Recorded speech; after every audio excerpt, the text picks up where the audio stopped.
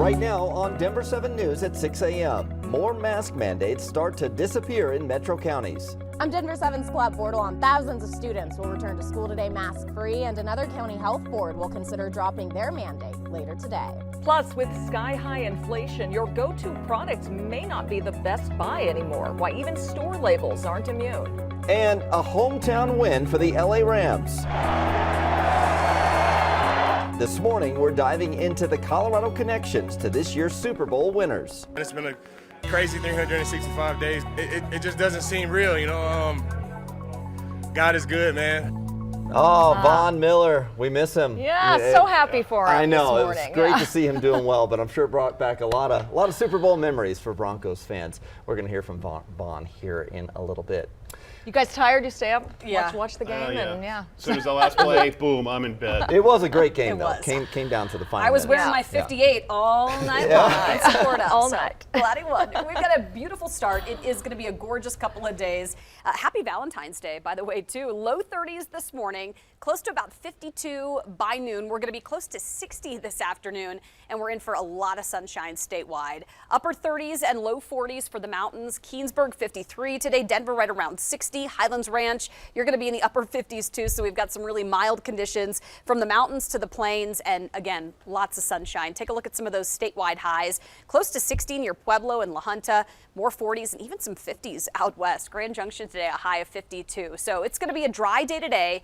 Let's fast forward that futurecast about, just about 48 hours from right now. 6 o'clock Wednesday morning, we're going to start to see some snow pushing from the mountains to the plains. That next storm is going to bring with it snow by midweek. It's going to get a lot colder, too. I'll show you that coming up on our Super 7 Day here in just a few minutes. And I've been talking about this crash here on southbound Santa Fe at Oxford, just after Hamden here this morning, and we have it still closed down. It looks like you still see some delays coming from Hamden all the way through here. A viewer sent me this video just a moment ago. You can see all the police activity here, and so what folks are doing have to go right onto Oxford, go down to Notches Court, which is that next road, and then they were trying to do a U-turn, but one of those big articulated, those RTD buses, the long ones with the like the second section, it's actually stuck in here as he couldn't make the U-turn, and so we do have, unfortunately, now a delay in that alternate route as well. So the southbound side of Santa Fe still delayed here because of that crash right at Oxford. The rest of the drive looks just fine for us here this morning. I'm not seeing any other significant problems, including to or from the airport. I-70 looks good, 270 getting busier across Commerce City right now.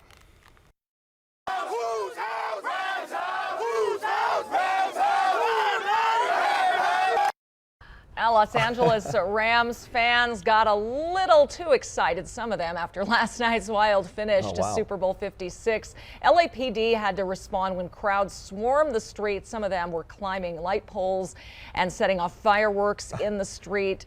So far, no word of any arrests. Yeah, you knew it was going to be wild when the home team won at their own stadium. As we take a live look at SoFi Stadium in LA this morning, where the lights are still shining bright, much calmer picture this morning.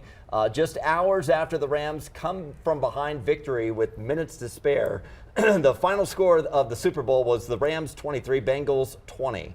Yeah, it's the Rams' first Super Bowl title since the 1999 season when they were in St. Louis. The Bengals are now 0-3 in Super Bowl appearances.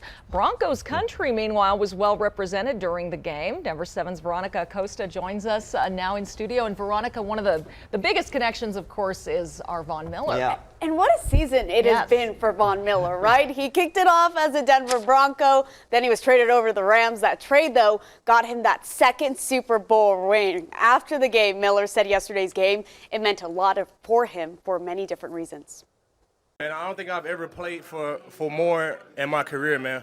I was playing for DT. You know, he passed away suddenly in December. I was playing for my son. He was born in August. Playing for Trevor Mowad. He passed away after the very first game of the season. Playing for all of my teammates here. There's so many hard workers, so many talented guys, so many guys on my team that was deserving of this moment, man, and it feels good to give it to them. And that Rams win, also kind of a win for the Broncos if you think about it that way. That's because two future Broncos coaches are coming to Denver with those Super Bowl rings. That first one, that's Ejiro Evero. He's the new defensive coordinator. And then we have Dwayne Stukes, who's the new special teams coordinator. The hope there, if you're asking, that Super Bowl win experience rubs off just a little bit, at least, on the Broncos. And then, of course, there's one more Colorado connection. We know that one. That's Stan Kroenke. Take a look at him there holding that Lombardi trophy. Kroenke owns the Rams. He also owns the Nuggets, the Avs, and the Rapids here. Of course, that's not all. He owns Dick's Sporting Goods Park and Ball Arena, where he has that penthouse on top. Listen to what he had to say about last night's win and, of course, that team. Well, it's amazing, and just really proud of this group. And they just hung in there. It was a tough game, and just so proud of them executing at the end like they did. All right, so all in all, 4 Super Bowl rings coming to Colorado, and that's the Colorado connection. Yeah. We'll have to put a positive spin on it here. Hopefully it can help the Broncos down the road. We might have the trophy in that penthouse here at some point. That's right. That's right. That's what we're looking forward to. All right. Thank you, Veronica. Well, Vaughn posted this photo of himself on Instagram last night that he has reunited with the Lombardi trophy there. In his caption, he shared how much he's missed having it around and that a lot has changed since 2016, but he says he's excited to show the trophy to his son and said he also has a new city and teammates that will love you just as much as I do. And the halftime show, wow, unlike any other we've seen. Low life, your life, boy, we giving it up. It's the one and only D.R.E. Dr. Dre, you little busters. Hip-hop classics took over the stadium. Dr. Dre, Snoop Dogg, Eminem, Mary J. Blige, and Kendrick Lamar all performing their iconic songs with special guests 50 Cent and Anderson .Paak. It was the first time the Super Bowl featured hip-hop as the main act, and one moment that has a lot of people talking is at the end of his song, Lose Yourself, Eminem took a knee, the gesture often done in protest of racial injustice, of course made famous by Colin Kaepernick. The league says it was aware Eminem planned to kneel. They had the whole house dancing, and the only problem was they had so many stars up there. I wish they all played a little bit longer. More masks are coming down across the metro this morning. Students in Jefferson County and northern Colorado can return to class mask-free. Denver 7's Colette Bordelon is live for us in Boulder this morning, where their health department will discuss ending its mask mandate as well. Colette. Yeah, that's right. It could all be changing later tonight. Recommendations from Boulder County Public Health are expected at a Board of Health meeting on the city's 2 existing mask orders here in Boulder. Now, those orders require masks in all public indoor spaces for people ages 2 and up. They're also needed in school and childcare settings, along with things like camps for kids. They were put into place in August and September of last year. Right now, Boulder County's website says they're experiencing a high level of transmission of the virus, but once that decreases to moderate or low levels for 21 consecutive days, masks won't be required indoors, unless, of course, a business chooses to keep those rules around. Now, state data shows Boulder County has had 11 days of declining or stable hospital admissions. Their positivity rate just a touch higher than Denver County's.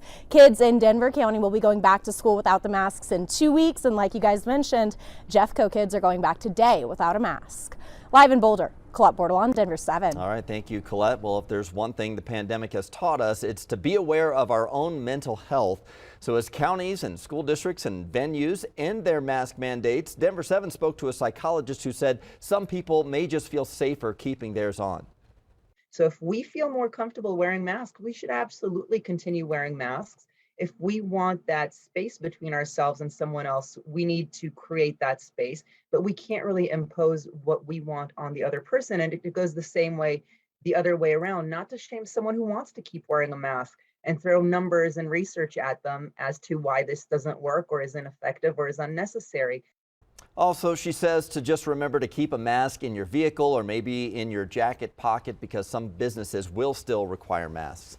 Lisa. It is just about 6:10 and it's going to be a beautiful morning. Already seeing a hint of that sunrise, and it's going to be a bright one. At near 60 this afternoon as your kids are getting home from school. Beautiful day today. Coming up here in just a few minutes, we're going to take a closer look at the snow that's moving in. This shot there from City Park is going to look a lot different by early Wednesday morning. And somebody's reporting somebody else who stopped on northbound I-25 right by Lincoln Avenue on the northbound side just before the bridge here. So if the camera was faced the other way, you might be able to see it. But real close to that left lane, so a bit of a hazard coming up from Ridgegate, coming out of Douglas County, heading past Lincoln Avenue. The rest of the drive down here looks okay. Do have a crash on Santa Fe at Oxford that we'll detail for you coming up in just a minute.